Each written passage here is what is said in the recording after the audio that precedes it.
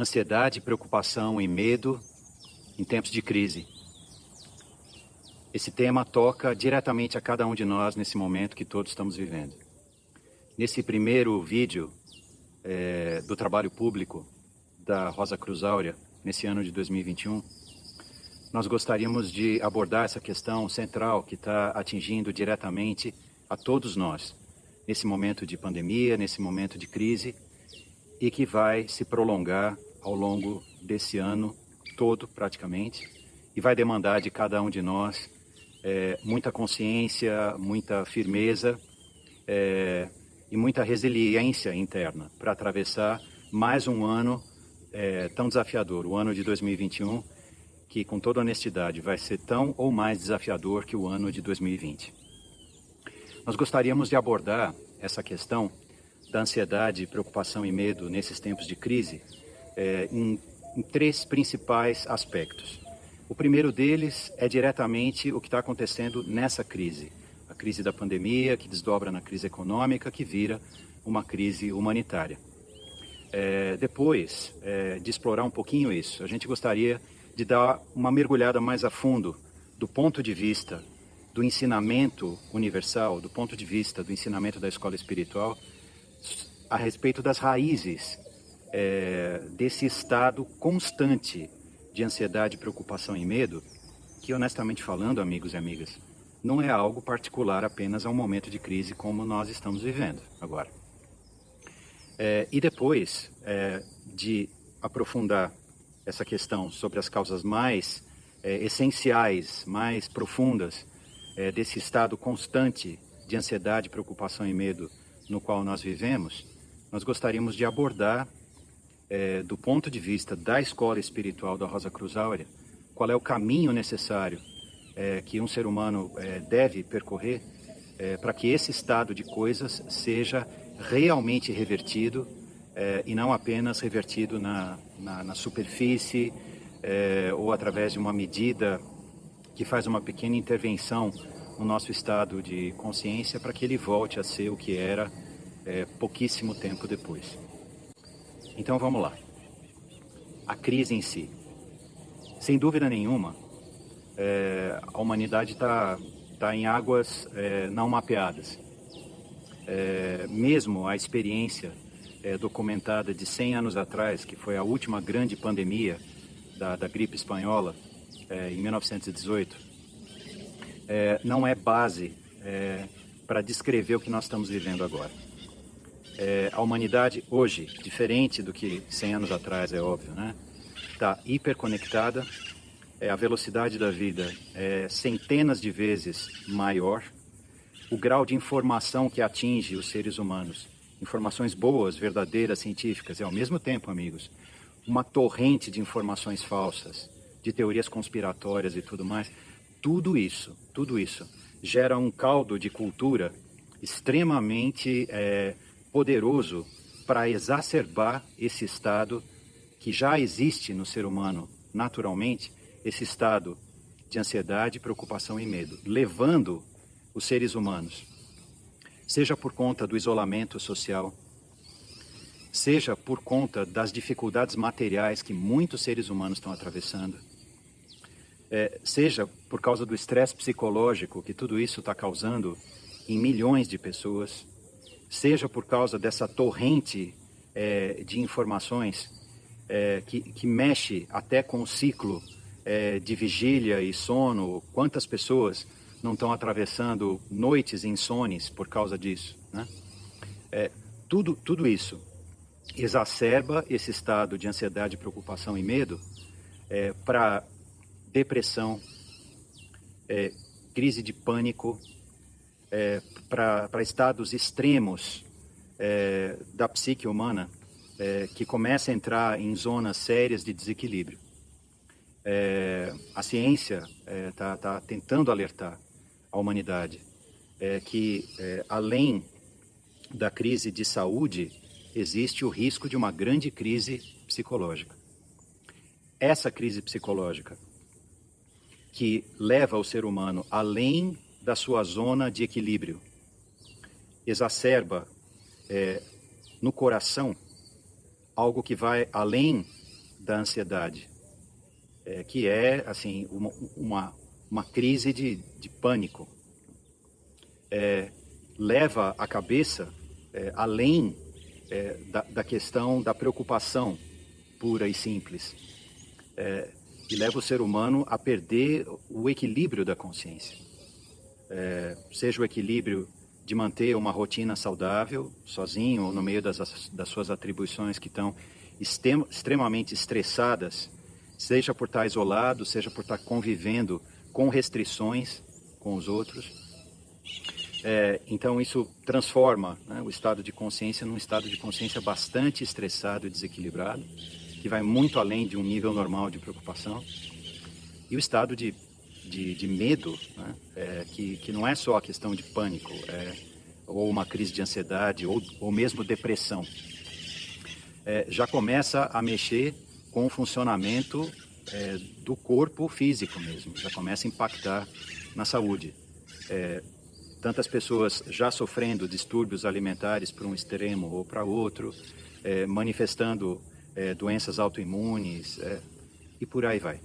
Quer dizer, esses 2 anos, 2020 e muito possivelmente 2021, estão de fato colocando o ser humano à prova. E todos nós precisamos fazer um esforço gigantesco. Estejamos trilhando um caminho espiritual de transformação interior ou apenas batalhando para equilibrar a nossa vida. Todos nós, amigos e amigas, precisamos fazer um esforço gigantesco para nos mantermos firmes, para nos mantermos centrados, para nos mantermos lúcidos. Porque no meio de tudo isso, é muito fácil que nós nos deixemos arrastar por todas essas correntes de informações falsas, de teorias conspiratórias, de pseudociência, do oportunismo de incontáveis seres humanos que, sem escrúpulos e sem moral alguma, exploram o medo dos seus semelhantes, seja para assim, ter benefício próprio, direto ou indiretamente através de influência, ou mesmo benefício material. Nós precisamos fazer um esforço muito grande para atravessar esse momento da melhor maneira que nos for possível. Seguramente esse momento vai passar. Felizmente, as primeiras etapas do processo de vacinação mundial já começaram. Não existe tratamento cientificamente comprovado em relação a essa pandemia. Então, utilizando esses meios que a ciência aprova, utilizando essas vacinas, que sim, são seguras, foram testadas o suficiente para que elas sejam capazes de imunizar gradativamente a população, nós vamos sair disso. Mas nós precisamos fazer esse esforço para atravessar esse período da melhor maneira possível. E até para ajudar não só aqueles que estão procurando um caminho de transformação espiritual, mas que estão buscando apenas um ponto de equilíbrio nas suas vidas, né? Equilíbrio esse que está completamente impactado e está sofrendo com tudo isso que a gente está falando aqui, é que nós gostaríamos de aprofundar agora um pouco mais. Para aqueles que querem se aprofundar nisso, na segunda parte desse vídeo, quais são as raízes mais profundas desse estado que agora está no seu extremo, nesse estado que está agora exagerado, dessa ansiedade, preocupação e medo que estão se manifestando praticamente quase como crises de depressão, como desequilíbrio psicológico, como crises de pânico, de ansiedade e o impacto geral na saúde corporal do ser humano.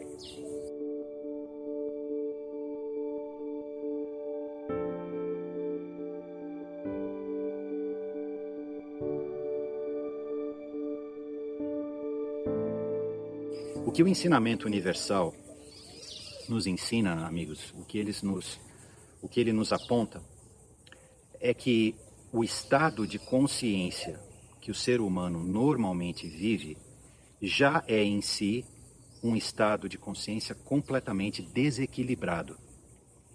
Um estado de consciência que sofre já de uma doença muito profunda, muito mais antiga do que qualquer pandemia ou qualquer mal que esteja se manifestando agora, que está apenas pegando esse estado e levando para o limite.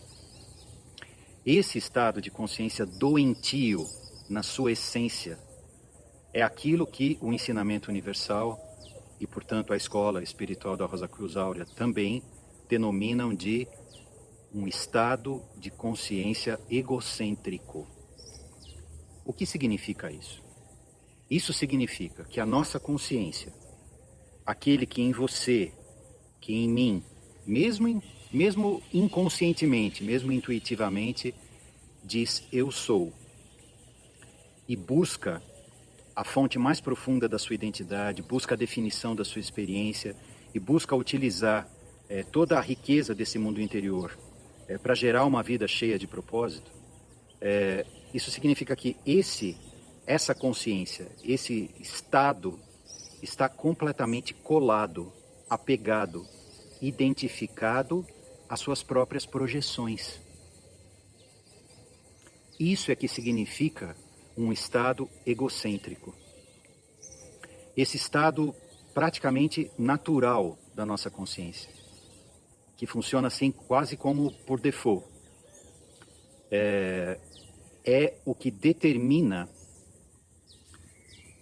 o fato de nós nos apegarmos aos nossos sentimentos, aos nossos pensamentos e às nossas reações, e utilizar esse apego aos sentimentos, aos pensamentos e às nossas reações para tentar definir a si mesmo, para tentar definir esse eu indefinível dentro de cada um de nós. É esse apego que gera, através desse processo de identificação, esse sofrimento inerente e interminável da consciência humana. Da consciência humana que se encontra nesse estado egocêntrico. O estado de consciência já foi chamado no passado, no ensinamento universal, através das diferentes tradições, dos diferentes povos e épocas, também foi chamado de alma.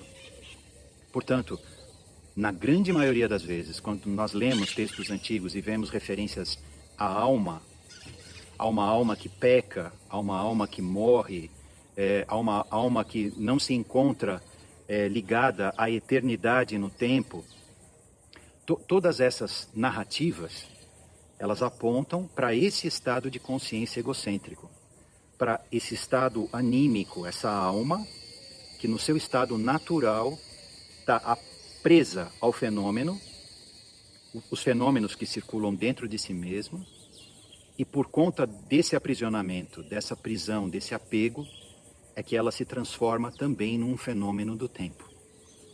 Tanto que quando os seus fenômenos temporais, sejam os fenômenos emocionais, os fenômenos mentais, ou os fenômenos biológicos ou de reações, deixam de existir, quando esses fenômenos deixam de se manifestar, a própria consciência deixa também de se manifestar. É por isso que se fala de uma alma que peca e que deve desaparecer. Traduzindo isso numa linguagem mais simples, atual e direta, significa que uma consciência que se encontra presa aos fenômenos que circulam dentro dela, quando os fenômenos deixam de existir, a consciência para de se manifestar. Ela perde a consciência de si mesma. É como se ela deixasse de existir. Simbolicamente, é como se ela morresse. Então, esse estado de coisas, esse apego aos sentimentos, aos pensamentos e às reações, e não é à toa que nós estamos apontando para diferentes instâncias do ser humano aqui, a gente já vai explorar isso daqui a pouco, esse apego, esse estado de coisas é que determina esse sofrimento. Vamos tentar explorar um pouquinho mais isso agora. Por que a gente fala de sofrimento? Porque o apego ao fenômeno é a coisa mais antinatural que existe. É como se nós quiséssemos congelar o tempo, parar o tempo, impedir que as coisas acontecessem. E disséssemos para nós mesmos, mesmo sem saber, tal sentimento, tal sensação é boa, essa outra é ruim. Eu quero que essa sensação boa, que eu, pelo meu apego a ela, classifiquei como boa, permaneça para sempre. E que essa outra, que eu classifico como desagradável, não aconteça nunca mais, não ocorra nunca mais. Então, se o tempo fosse uma roda, fosse um círculo, em constante manifestação, porque é assim que o universo funciona, constante movimentação. Se eu pegasse, não é? Se eu tentasse me apropriar dessa roda do tempo e dissesse, esse pedacinho aqui da roda é bom e esse pedacinho da roda aqui é ruim. Desse eu gosto, desse eu desgosto. Esse tem que ficar para sempre, não pode passar. E esse não pode nunca mais voltar. O que eu estaria fazendo? Eu estaria pegando o ciclo da manifestação universal e tentando congelar esse ciclo. É como se eu tentasse pegar a água do rio da vida e represar. Ou pegar a seiva da árvore da vida e congelar. Esse é o fenômeno do apego. Esse é o fenômeno da consciência egocêntrica. Isso é bom, isso é mal, do meu ponto de vista, claro. E com base nisso, eu tento congelar a realidade. Me apropriando do que eu chamo de bom e tentando fugir ao máximo daquilo que eu mesmo chamo de ruim. Então, quando isso acontece no plano sentimental, o ensinamento universal tenta explicar que essa energia emocional, que são os nossos sentimentos, os nossos desejos, que é feita de uma substância, de uma energia mesmo, né, muito sutil, mas extremamente plástica, ou seja, ela toma a forma dos nossos desejos, nós falamos que nós mergulhamos num caos de ansiedade. Ansiedade, a raiz disso significa o desejo de tentar antecipar a realidade. O desejo de controlar a realidade, para que determinadas coisas aconteçam e outras coisas não aconteçam. Vejam, é a mesma coisa. A ansiedade é como uma pessoa extremamente tensa, tentando se defender do desconhecido para gerar uma realidade que ela conhece, que ela controla, na qual ela se sente segura. Essa ansiedade, então, está ligada ao aspecto emocional. No ser humano, na estrutura física e da própria consciência do ser humano, isso está ligado a todos os vórtices de energia que entram e que saem do nosso coração energético, do nosso coração etérico. Pense aqui, por exemplo, no chakra do coração. Pense aqui no campo eletromagnético da Terra, com tudo entrando, circulando. É mais ou menos isso que acontece conosco. Se nós fôssemos a imagem de uma árvore, porque no fundo nós somos a imagem da própria árvore da vida, estão aqui os ramos da árvore, né? É como se nós quiséssemos que ela desse determinados frutos e folhas e não desse outros. Então nós vivemos assim, apegados aos nossos sentimentos, aos nossos desejos, aos nossos relacionamentos, aos nossos conflitos com os outros e assim por diante. Então, esse estado fundamental é o que determina a identidade mais profunda do eu. Um eu que não sabe definir a si mesmo e tenta se agarrar à sua relação com os outros. Esse estado de ansiedade, portanto, ligada aos sentimentos, à energia sentimental ou astral, falando esotericamente, que circula pelo santuário do coração, ele se desdobra em dois espelhos, em duas imagens.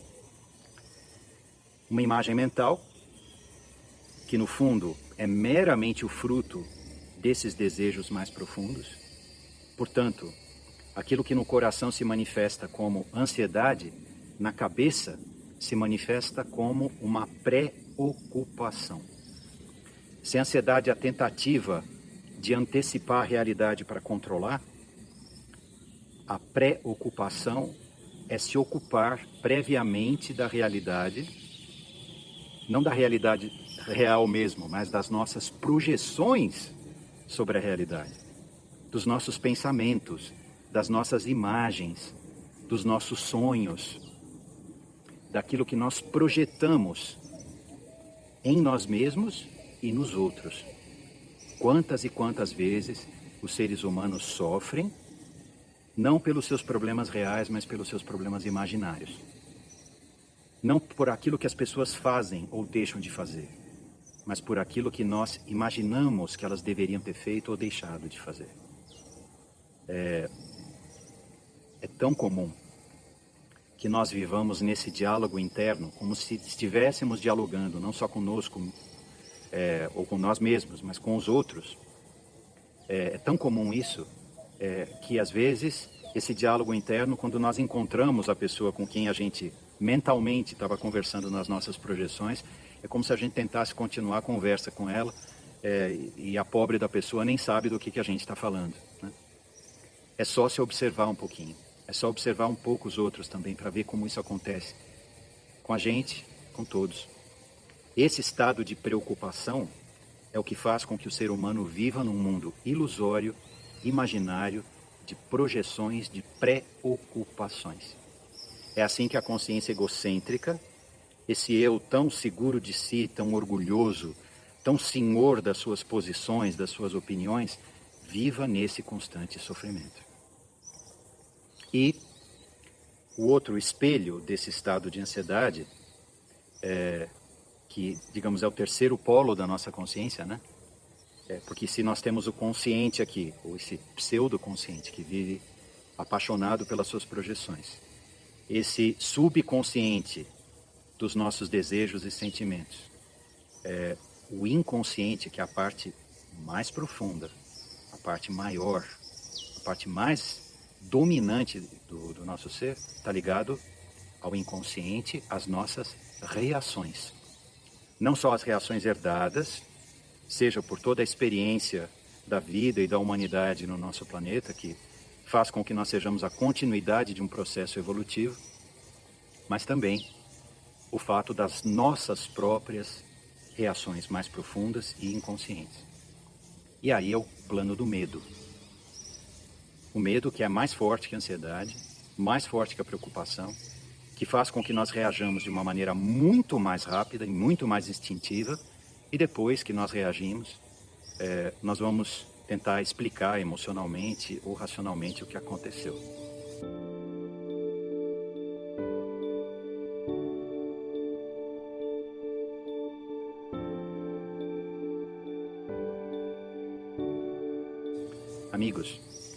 Amigos e amigas, essa situação da consciência egocêntrica, que vive mergulhada nesse caos de ansiedade, preocupação e medo, é algo que não se consegue transformar assim, por uma decisão da vontade, por um desejo de ser diferente, ou por alguma técnica ou treino que faz com que nós tenhamos algum tipo de reação na superfície diferente, mas que quando o calo aperta, a gente volta a reagir exatamente como a gente sempre reagiu.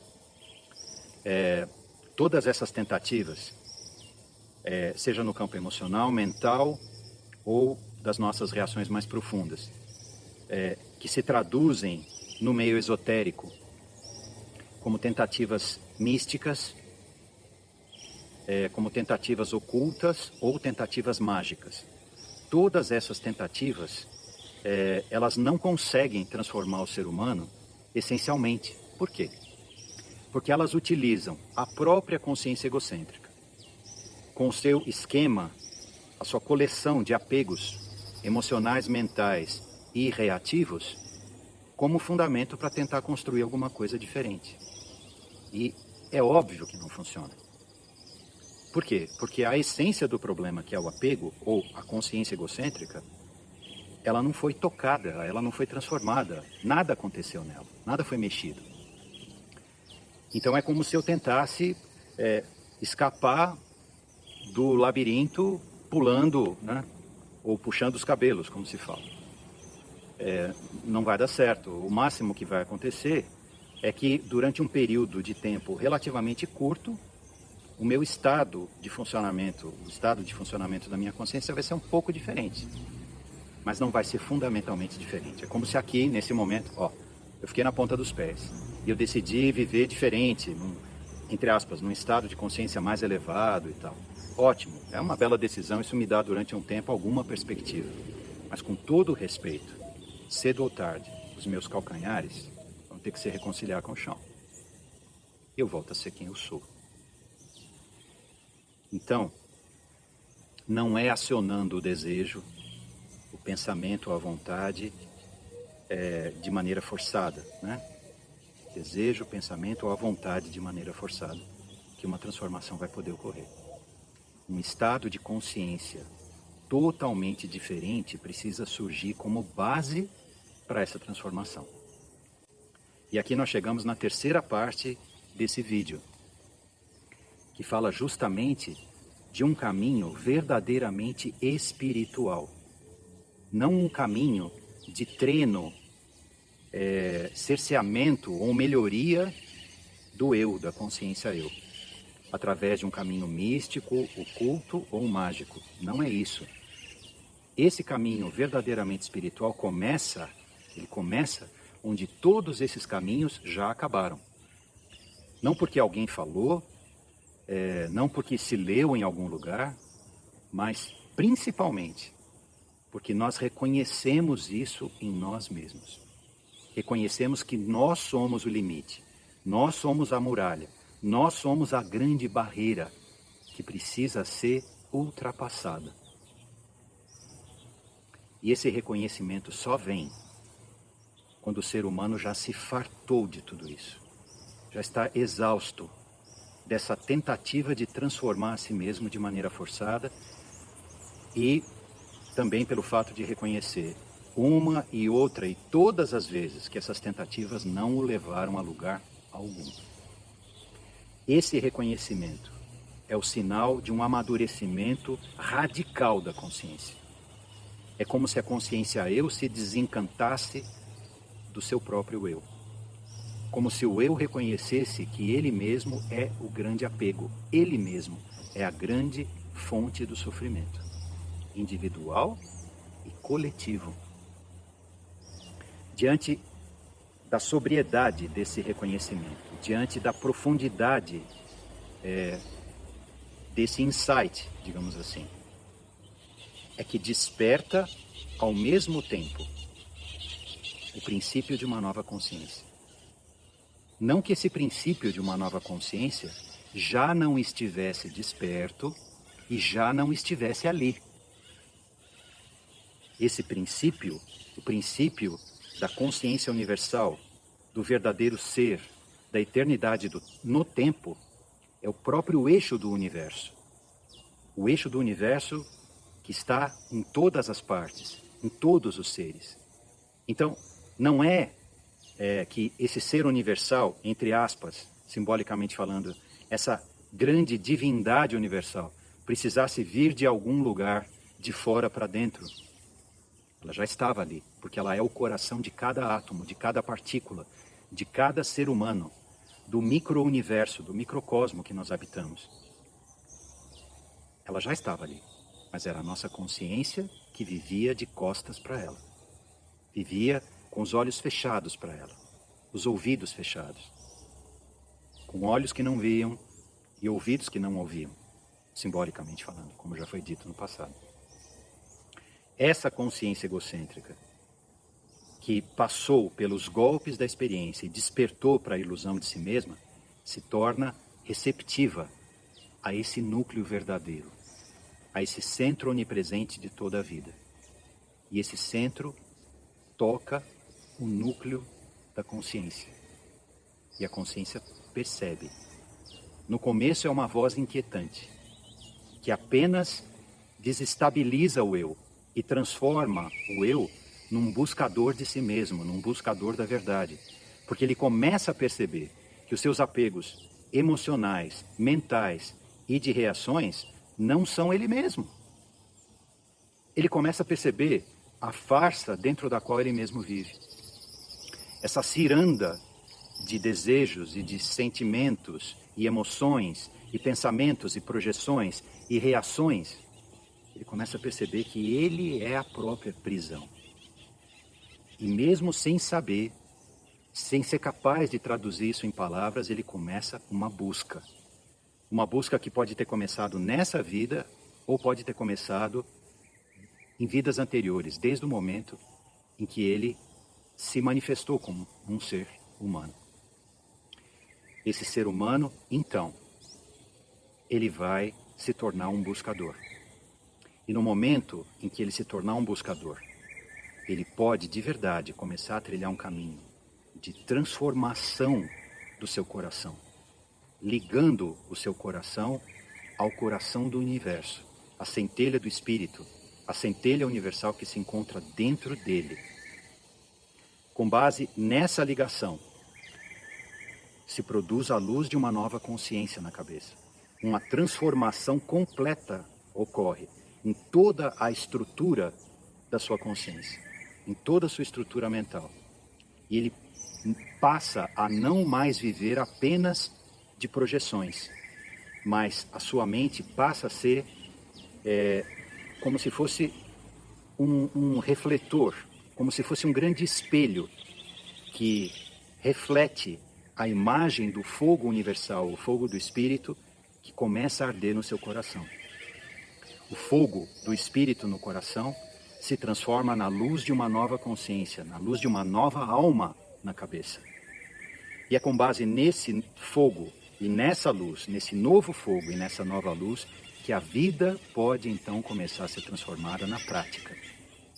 Não porque o ser humano se forçou, não porque o ser humano se cerceou, ou porque ele tentou se treinar, mas porque através de um profundo conhecimento de si mesmo, de um autoconhecimento que tem como ponto fundamental essa pedra no meio da tempestade que não se move, que é esse princípio universal que despertou dentro dele, que ele vai poder começar a perceber, não só perceber, mas compreender profundamente o seu mundo interior, e a partir dessa percepção e dessa compreensão, ele pode então transformar a si mesmo por um processo gradual de libertação da sua consciência, com base na força desse princípio universal, de todos os seus apegos. É assim, e fundamentalmente, amigos e amigas, somente assim, que o ser humano pode de verdade se libertar da sua grande prisão tríplice, da prisão tríplice, da sua consciência tríplice. O ser humano pode assim libertar-se da ansiedade no coração, da preocupação na cabeça e do medo constante na vida. E aí, esse ser humano, livre, com esse triângulo de uma nova consciência funcionando de maneira completamente diferente, aí esse ser humano vai poder ser, de fato, no mundo, um agente de uma verdadeira mudança.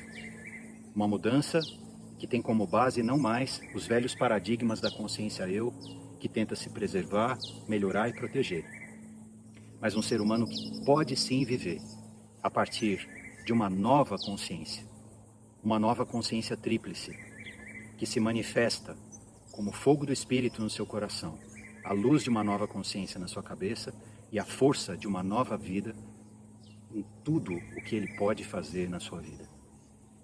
Essa é a base da transformação que precisa acontecer no mundo. Essa é a base de um possível novo futuro para a humanidade, para o nosso cosmos, para toda a vida manifestada. E essa é a esperança da grande inteligência universal, daquilo que no ensinamento universal muitas vezes nós denominamos de fraternidade da vida, daquele grupo de consciências que atravessaram o véu do tempo e se esforçam para que a humanidade consiga também fazê-lo. E cada ser humano que atravessar essa fronteira, cada ser humano que realizar essa mudança em si mesmo, essa grande autorrevolução, ele vai ser essa força de transformação no mundo, não pelo que ele fala, não pelo que ele sente apenas, pelo que ele pensa, ou mesmo pelo que ele faz. Sim, tudo isso é muito importante, é claro. Mas acima de tudo, ele vai poder ser essa força de mudança pelo que ele é. Porque ele não vai mais apenas falar, ansiar ou perseguir uma mudança. Esse ser humano será a própria mudança que precisa se manifestar no mundo. Esse é o grande horizonte com o qual as escolas espirituais trabalham. Foi esse horizonte que guiou as escolas espirituais do passado, esse é o horizonte que guia as escolas espirituais deste momento, e é esse horizonte que vai continuar guiando o trabalho das escolas espirituais no futuro.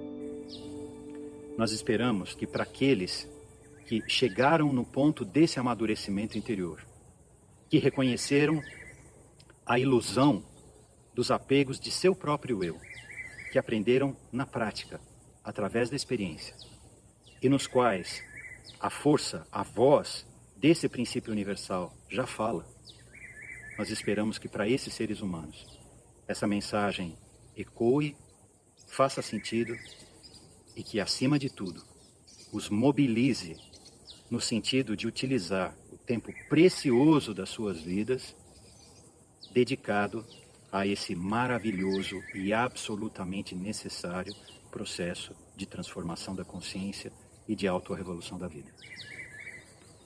Os nossos votos a todos aqueles que buscam trilhar um caminho espiritual ao longo desse ano tão desafiador de 2021, e também a todos aqueles seres humanos que estão buscando encontrar o verdadeiro centro das suas vidas. Os nossos votos de que esse caminho interior seja encontrado e que esse verdadeiro centro seja finalmente descoberto. Muito obrigado pela atenção de vocês. Fica aqui o nosso convite para que vocês participem de todas as palestras públicas que são organizadas virtualmente e semanalmente pela Escola Espiritual da Rosa Cruz Áurea, no YouTube, no Facebook, no Instagram, na nossa página do nosso site da internet. Tudo isso está à disposição de vocês, todos esses links. Fica aqui o convite para que vocês participem desses encontros onde nós tentamos aprofundar esses temas, ouvir as perguntas e os questionamentos essenciais de vocês e tentar juntos construir uma resposta que faça sentido na vida.